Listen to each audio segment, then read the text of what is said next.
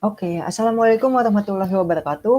Halo teman-teman semua, perkenalkan nama aku Ali Fadlan Sunan. Aku dari jurusan Sistem dan Teknologi Informasi dari Institut Teknologi Bandung. Di sini aku akan menjelaskan mengenai jurusan aku nih terkait sistem informasi juga teknologi informasi. Dan aku bakal ditemenin sama Kak Salwa Maharani, tapi dia akan menjelaskannya secara offline ke teman-teman sekalian di sekolah nanti. Oke, langsung aja kita masuk ke pembahasan. Jadi, apa sih sistem informasi sama teknologi informasi itu? Nah, jadi program studi sistem informasi itu adalah suatu bidang ilmu nih yang bakal belajar tentang cara membuat sama mengoperasikan perangkat lunak atau software, juga perangkat keras nih yang berinteraksi dengan data. Dan juga sistem informasi ini juga bakalan belajar tentang pengumpulan, penyaringan, sama pendistribusian data. Nah, inti dari sistem informasi ini kita tuh bakalan belajar tentang yang namanya data-data itu. Data-data gimana sih caranya biar data-data ini bisa menjadi suatu informasi yang terintegritas melalui suatu sistem tertentu. Nah, sedangkan program studi teknologi informasi ialah program studi yang mempelajari komponen penyusunnya, kayak misalkan hardware, software, sama brandware-nya nih. Jurusan ini tuh juga yang bakal ngebantu atau menunjang sistem informasi. Di antaranya adalah gimana cara pembuatan hardware, software, network, database, dan lain sebagainya. Nah, intinya itu ada di teknologi informasi, di teknologinya, karena kan nama jurusannya kan teknologi informasi gitu kan. Nah, secara garis besarnya ini, sistem informasi sama teknologi informasi itu tuh hampir mirip guys, jadi kayak 11-12. Jadi, apa sih yang ngebedainnya nih antara sistem informasi sama teknologi informasi? Nah, yang membedakannya itu adalah yang pertama di namanya. Sistem informasi namanya sistem kan depannya. Yang kedua, teknologi informasi namanya teknologi.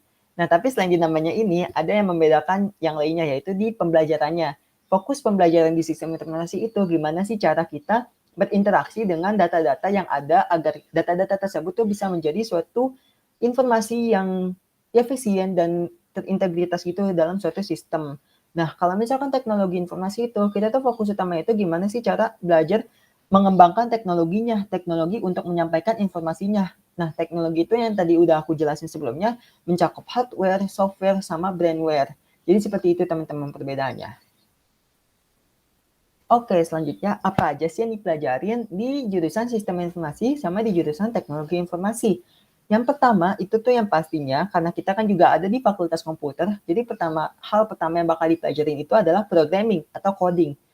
Nah, yang kedua itu, kita juga belajar matematika, hitung-hitungan, dan juga kita bakal belajar analisis, teknologi, basis data, sama manajemen. Manajemen yang dipelajarin di sini tuh manajemen dalam hal yang general gitu guys, yang dalam hal luas kayak misalkan manajemen kebutuhan, manajemen data, manajemen organisasi, dan lain-lainnya. Itu tuh bakal dipelajarin di sistem informasi sama di teknologi informasi. Dan juga fun fact-nya tenang aja guys, di jurusan ini kalian gak bakalan ketemu yang sama yang namanya kimia, fisika tuh kalian gak bakalan ketemu. Jadi kita cuma ketemu ada di matematika aja. Kimia, fisika, biologi itu kalian tenang aja gak bakal ketemu di sini. Justru ada tambahan manajemen yang masuknya ke basis soshum itu tuh bakal dipelajarin juga di jurusan ini. Jadi itu enaknya guys. Jadi kalian nggak usah pikirin tentang fisika dan kimia gitu. Oke, selanjutnya jurusan sistem informasi sama teknologi informasi ini tuh ada di mana aja sih? Nah, ini tuh ada beberapa contoh perguruan tinggi yang ada jurusan-jurusan ini. Yang pertama itu ada Institut Teknologi Bandung, terus ada Universitas Gadjah Mada, Universitas Indonesia, Universitas Brawijaya, Institut Teknologi 10 November, Telkom University, Universitas 11 Maret, Binus University, sama Universitas Airlangga atau UNER. Nah, fun fact-nya lagi nih guys, jurusan-jurusan di universitas tersebut tuh sistem informasi sama teknologi informasinya tuh dipisah. Tapi di jurusan aku sekarang itu di Institut Teknologi Bandung itu tuh sistem informasi sama teknologi informasinya itu digabung dalam suatu jurusan, yaitu jurusan Sistem dan Teknologi Informasi atau biasa disingkat STI. Nah, jadinya di jurusan ini tuh aku mempelajari dua hal sekaligus gitu guys, yang tadi udah aku jelaskan sebelumnya tentang sistem informasi, juga mempelajari tentang teknologi informasi. Oke, selanjutnya kita bakal ngomongin tentang kerjaan nih. Katanya kata orang-orang kalau misalkan kita kerja di bidang IT tuh gajinya tuh bakalan 2 digit gitu sih katanya. Tapi kita aminkan aja, semoga bagi teman-teman yang tertarik masuk ke dunia IT bakalan bisa dapat pekerjaan yang halal dengan gaji yang sesuai. Nah, ini beberapa contoh pekerjaan yang bakalan menjadi peluang bagi lulusan sistem informasi sama teknologi informasi. Yang pertama itu ada sistem analysis atau penganalisis sistem dari suatu perusahaan. Terus ada juga software engineer atau teknisi software gitu. Jadi kayak yang ngebuat sama yang ngebenerin software-software yang ada. IT konsultan. Jadi beberapa perusahaan itu kayak membutuhkan konsultan untuk hal-hal yang berkaitan dengan IT. Juga ada database administrator untuk mengatur data. User experience analyst. Jadi gimana sih cara perusahaan itu ngebangun branding perusahaannya ini tuh dengan baik, dan juga pelanggan-pelanggan atau user-user yang ingin menggunakan jasa perusahaan ini tuh dapat experience yang baik gitu. Terus juga ada AI engineer atau artificial intelligence, ada Internet of Things engineer, ada juga business analyst, network architect, data science, cloud engineer, sama UI UX designer. Nah, dari prospek-prospek kerja tersebut, ada nih beberapa perusahaan yang bisa dikatakan menjadi inceran bagi beberapa lulusan IT. Yang pertama itu ada Google. Mungkin teman-teman kayak udah nggak asing gitu kan sama yang namanya Google. Siapa sih yang nggak mau kerja di Google gitu. Terus juga ada e-commerce yang unggulan nih di Indonesia. Contohnya kayak Shopee sama Tokopedia. Terus juga ada Amazon, Gojek, sama Data Catalyst gitu. Nah, selain perusahaan-perusahaan tersebut, masih banyak perusahaan-perusahaan lain yang membuka prospek kerja lebih luas. Dan juga apalagi di era-era sekarang pasti kan seluruh perusahaan kayak membutuhkan suatu teknisi IT gitu kan. Jadinya pasti peluang kerjanya ini bakalan besar banget, apalagi di era 4.0 ini gitu. Oke, selanjutnya karakter atau skill apa aja sih yang dibutuhkan di jurusan sistem informasi sama di jurusan teknologi informasi. Yang pertama itu ada sabar. Kenapa kita harus sabar? Karena yang tadi udah aku jelaskan di awal, hal utama yang bakal dipelajari di sini tuh terkait programming atau coding. Dan juga beberapa teman-teman pasti masih ada yang kayak awam gitu kan, apalagi nggak dipelajarin di SMA tentang coding-coding ini, dan jadinya tuh coding ini tuh menjadi suatu hal baru gitu ketika kalian terjun ke jurusan sistem informasi, teknologi informasi, atau dunia IT lainnya.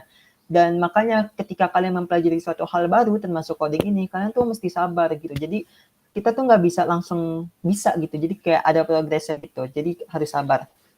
Dan yang kedua itu produktif dan kreatif. Ini tuh gabungan gitu. Jadi kan tadi udah aku bilang kalau misalkan di jurusan sistem informasi sama teknologi informasi ini tuh berkaitan dengan namanya informasi atau data. Jadi tuh gimana caranya kita membuat atau merapikan suatu data agar informasinya tuh dapat tersampaikan dengan baik ke perusahaan atau ke hayalak lainnya gitu. Dan gimana sih caranya biar informasi yang kita sampaikan itu dapat tersampaikan dengan baik? Makanya kita harus mempunyai pemikiran solutif dan kreatif dalam membangun informasi-informasi tersebut.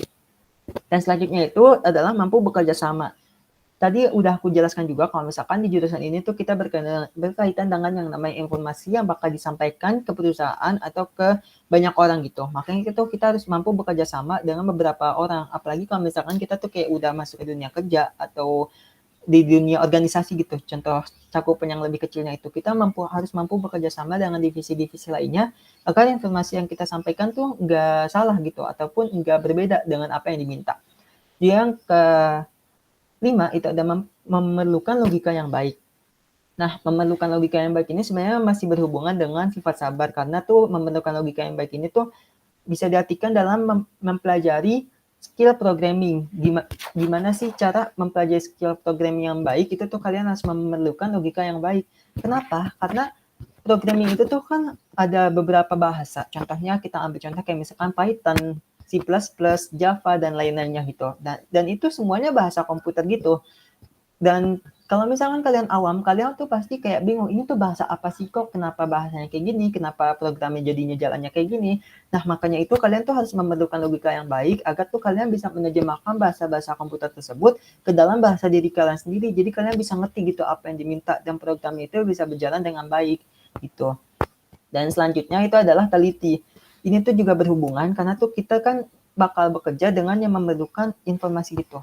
Jadi biar informasinya itu tidak salah ataupun tidak beda, kita tuh harus teliti. Dan juga teliti ini juga digunakan di skill programming. Jadi biar programnya itu bisa berjalan dengan lancar, kita tuh harus teliti gitu. Jangan sampai kayak ada yang salah-salah gitu. Kayak misalkan salah koma aja, kayak salah koma atau salah titik koma gitu. Itu tuh programnya bakalan error gitu guys.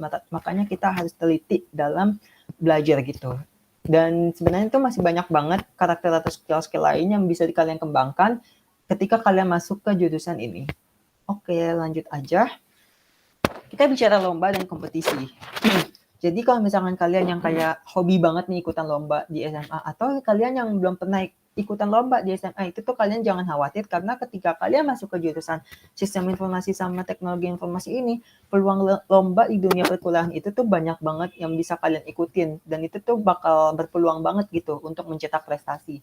Nah, misalkan contohnya yang pertama itu business case competition. Nah, business case competition ini tuh lebih utamanya tuh ke bisnis IT case gitu. Jadi tuh gimana sih cara kita memecahkan suatu masalah bisnis dengan pendekatan IT, karena kan ada beberapa perusahaan tuh yang kayak memerlukan IT dalam solusinya. Kayak misalkan kita ambil contoh, ada sebuah warung nasi gitu. Warung nasinya ini tuh kayak sepi pelanggan, sepi pengunjung, sepi pembeli, dan dia tuh bingung gimana sih caranya untuk meningkatkan brandingnya itu biar banyak pengunjung yang beli ke warung nasi itu. Nah, di business case competition ini tuh kita memberikan suatu solusi. Contohnya kayak misalkan si ibu-ibu yang jualan nasi ini tuh bisa aja mendaftarkan warung nasinya itu ke dalam Gojek atau GoFood atau Shopee Food gitu, kayak platform-platform yang menyediakan jasa distribusi pengantaran makanan. Dan kalau misalkan dengan adanya jasa distribusi pengantaran makanan itu kan jadi lebih mudah gitu kan, dan juga bisa meningkatkan brandingnya. Terus juga bisa aja si warung nasinya ini bisa mempromosikan melalui sosial media kayak digital marketing gitu, dan itu tuh digunakan di business case competition. Jadi gimana caranya kita memecahkan suatu masalah bisnis dengan pendekatan IT. Nah, yang kedua UI UX competition atau user interface untuk di UI dan user experience untuk di UX. Bedanya apa? Kalau di user interface itu tuh kayak tampilan desainnya nih. Kayak misalkan kalian coba buka Instagram atau kalian buka Gojek, itu kan tampilannya beda. Nah, kalau yang kedua itu user experience atau tuh sebutan lainnya tuh pengalaman dari penggunanya. Gimana sih penggunanya itu bisa memakai aplikasinya itu dengan baik. Kalau misalkan aplikasinya itu dipakainya mudah, bahkan oleh orang tua sekalipun bisa dengan mudah dipahami, itu tuh berarti user experience-nya tuh bagus gitu, karena mudah dipahami dan juga mudah digunakan aplikasinya. Tapi kalau misalkan aplikasi yang kayak ribet banget nih, mau mesen makanan aja tuh harus banyak banget klik macem-macem, itu tuh user experience-nya bisa diulang, itu tuh buruk gitu, karena pengalaman penggunanya kayak kurang dapat. Dan di lomba ini tuh kita tuh bakalan ngedesain suatu tampilan, dan gimana sih tampilannya ini tuh bisa nyaman digunakan oleh pengguna gitu. Jadi tuh kita kayak ngedesain suatu aplikasi, ide aplikasi baru, dan juga gimana caranya biar aplikasinya itu nyaman digunakan oleh pengguna kayak gitu. Seru banget. Apalagi kalau misalkan kalian yang penyuka desain, itu tuh kalian bakalan cocok banget untuk di lomba UI UX competition. Nah, yang kedua ini idea competition. Nah, biasanya nih kalau kalian yang kayak punya peluang-peluang bisnis banyak banget gitu kan, karena tuh jurusan sistem informasi sama teknologi informasi ini juga masih berkaitan gitu guys sama yang namanya bisnis.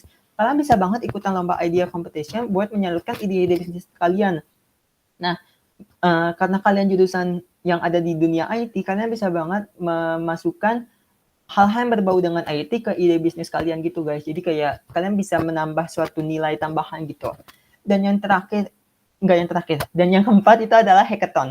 Hackathon ini tuh kayak kompetisi yang berhubungan gitu sama programming, UI UX competition, sama idea competition. Jadi kayak digabungkan jadi satu, tapi tuh dikerjakannya tuh dalam beberapa waktu tertentu. Jadi kayak misalkan cuma dikasih waktu kayak misalkan seminggu, dan seminggu itu tuh kita harus ngebuat suatu bisnis idea, kita harus ngebuat gimana programnya jalan, kita harus ngebuat tampilan UI UX-nya itu jalan, itu tuh dalam waktu yang singkat gitu, yang seminggu. Makanya disebutnya hackathon atau hack marathon gitu kan. Kalau misalkan kalian yang pernah nonton drama Korea startup, kalian pasti tahu gimana sih rasanya hackathon gitu. Kayak pas di dalmi sama dosen gitu kan. Kalian kalau misalkan yang nonton drama startup pasti tahu hackathon itu kayak gimana. Oke, yang dua dari terakhir itu ada data science. Jadi data science ini tuh gimana sih caranya kita mengolah data, kayak kita mengolah statistika data dan peluang data itu biar perusahaan kita tuh bisa berkembang dengan baik dengan data-data yang udah dianalisis gitu. Dan yang terakhir ini competitive programming, ini tuh kayak kompetisi programming yang bisa diikuti oleh teman-teman sekalian gitu. Jadi kayak ada satu kasus dan kita tuh harus memecahkan kasusnya itu dengan pendekatan programming gitu. Basicnya penjelasan dari jurusan Sistem Informasi dan Teknologi Informasi. Sebagai penutup, ada sedikit quotes yang diambil dari soundtrack drama Korea Startup yang dinyanyikan oleh Gaho, judulnya Running. Jadi itu berbunyi, let's start from now out, Keep running forward, running, shouting out to the world. Oke, jadi sekian aja penjelasannya. Maaf banget kalau misalkan ada penjelasan yang kayak kurang mendetail gitu. Kalau misalkan kalian ada pertanyaan, kalian bisa menghubungi aku di kontak-kontak ini. Ini nomor telepon aku, ID line aku aldifs_. Kalian bisa juga DM ke Instagram aku @aldi_fadlian. Terus juga kalau misalkan kalian ada punya LinkedIn, feel free to connect with me, Aldi Fadlian Sunan. Oke, thank you guys atas waktunya. Semoga penjelasannya bermanfaat. See you guys. Dadah.